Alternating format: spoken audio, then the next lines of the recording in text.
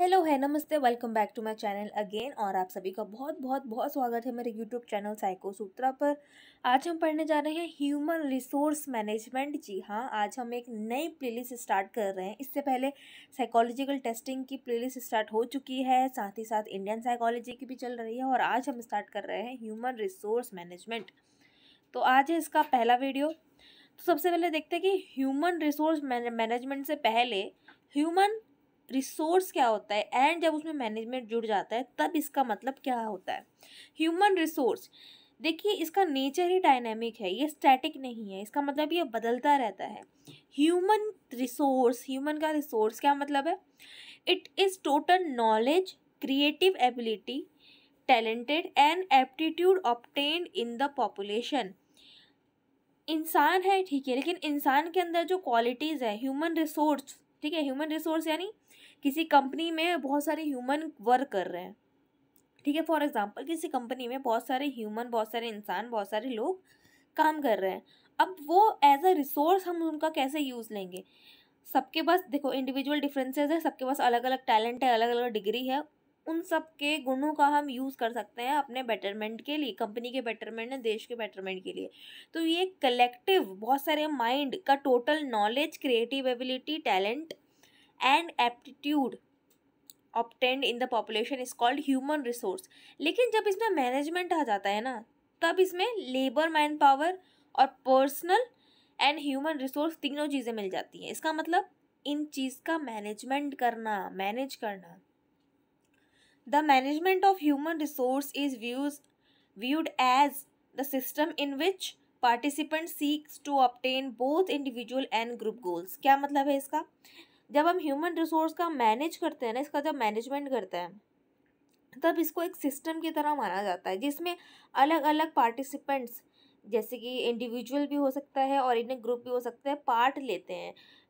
कैसे? देखिए आपने ना एक एचआर की पोस्ट सुनी होगी।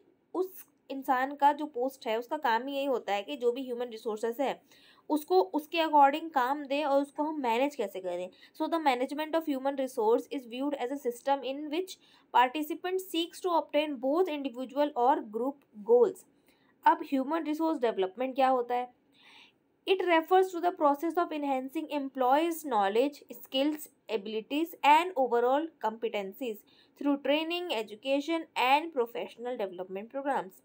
इसका एम क्या होता है? इंडिविजुअल और ऑर्गेनाइजेशन परफॉर्मेंस को बढ़ाना, ठीक है, लगातार सीखते रहना, करियर ग्रोथ करना, एंड अलग अलग वर्क इन्वायरमेंट में डायनेमिक रहना, यानी चेंज होता रहता है वर्क इन्वायरमेंट अगर, तो उसमें हम कितना एडेप्टेबल हैं। ठीक है, आई होप आपको समझ में आया हो। ह्यूमन रिसोर्स नॉलेज और क्रिएटिव एबिलिटी है, ठीक है। ह्यूमन रिसोर्स मैनेजमेंट कि हम उसको रेगुलेट कैसे करें, इन सबको मैनेज कैसे करें, और इन अ ग्रुप और a group goals.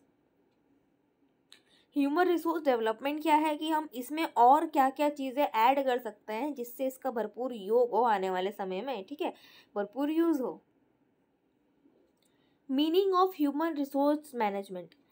Human resource management is the process of recruiting, developing, managing, and retaining employees to achieve an organization's goal effectively। चार चीज़ें यूज़ हुई हैं इसमें, देखिए चार वर्ड्स। हम देखिए HRM जो है ये एक प्रोसेस है जिसमें हम रिक्रूट करते हैं लोगों को, उनका डेवलपमेंट देखते हैं, मैनेज कैसे करना है और उस बात पर टिके कैसे रहना है एम्प्लॉयज़ को, उसके अचीवमेंट को, इसमें हम बात करते हैं। एक कंपनी है, कंपनी में हमने अलग अलग पोस्ट पे अलग अलग ह्यूमन रखे, ठीक है, पोस्ट पे वो काम कर रहे हैं, उनके में और बेटरमेंट के लिए हम कुछ डेवलपमेंट कर रहे हैं। उनकी mental health, physical health and work productivity, job satisfaction को हम मैनेज कर रहे हैं। मैनेज करते हुए हम उस पर टिक रहे हैं, रिटेन हो रहे हैं। सो HRM is a process of recruiting, development, managing and retaining employees to achieve an organization's goal effectively। जब एम्प्लॉय खुश होगा, अच्छे से काम करेगा, जॉब सेटिस्फेक्शन बढ़ेगा, तो सीधी सी बात है कंपनी का भी फायदा होगा, वर्क प्रोडक्टिविटी बढ़ेगी। It involves an strategic approach to optimising workforce performance while ensuring employee well-being and compliance with the labor laws। Human resource management focuses on various functions including hiring, training, performance management, compensation, employee relation, हम कह सकते हैं job satisfaction and workplace safety, which is very important. The goal is to create a productive and positive work environment where employees can thrive, contributing to organization's overall success. अब ना human resource management हम पढ़ क्या रहे हैं या इसकी क्या ज़रूरत है, इसका स्कोप क्या है?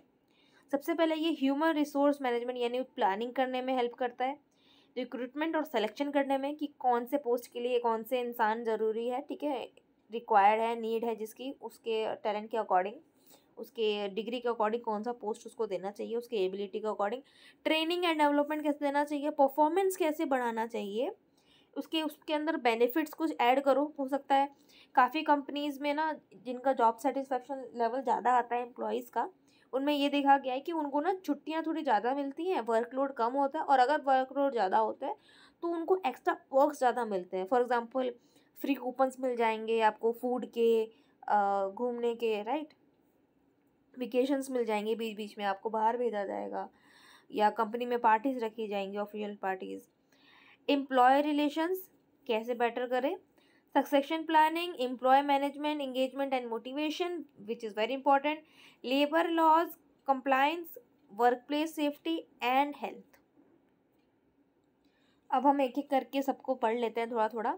देखिए बहुत मुश्किल है एंड बहुत हार्डवर्क लगता है, इसमें मेहनत लगती है कि आपके लिए बुक में से पढ़ के एंड अदर सोर्सेज से निकाल के शॉर्ट एंड क्रिप्स नोट्स बनाना, हैंड रिटन, एंड फिर आपको पढ़ाना। सो प्लीज़ लाइक कीजिए वीडियो को, कमेंट कीजिए, अपने दोस्तों को शेयर कीजिए, एंड प्लीज़ कमेंट करके बताइए आपको मेरी मेहनत कैसी लग रही है, राइट। चलिए स्टार्ट करते हैं। Human resource planning, forecasting manpower needs and ensuring the right number of employees with the right skill are available।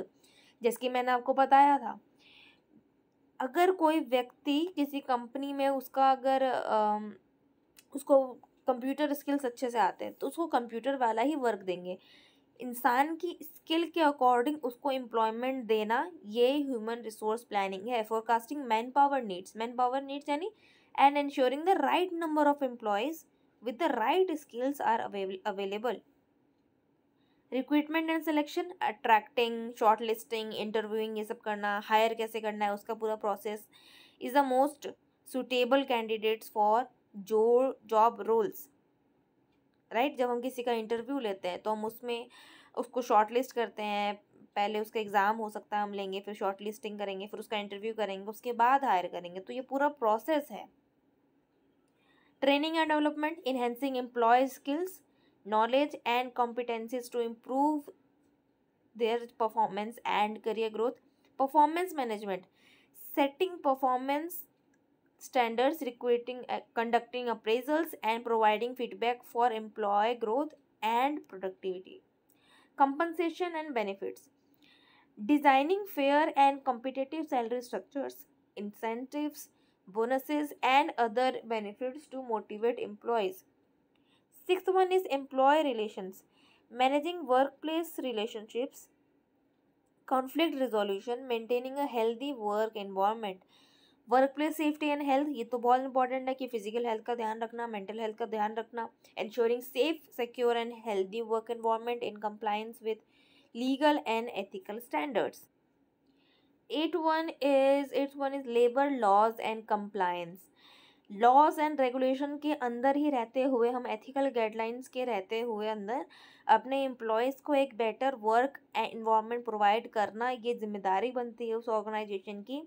And हम जो भी लॉज को अप्लाई करें और हमें रूल्स मानना चाहिए, हमें किसी लीगल इशू में नहीं फंसना चाहिए, मीन्स अच्छे से वर्क को अप्लाई करो, मतलब अपने एम्प्लॉयज़ को वर्क दो, कुछ भी उनके साथ बुरा मत करो। जितना कॉन्ट्रैक्ट में लिखा गया है कि अगर आपको दिन के 5 घंटे काम करने हैं तो 5 ही घंटे काम कराओ, अगर आपको बोला है कि संडे की छुट्टी मिलेगी तो उसको ओवर एक्सप्लॉइट मत करो।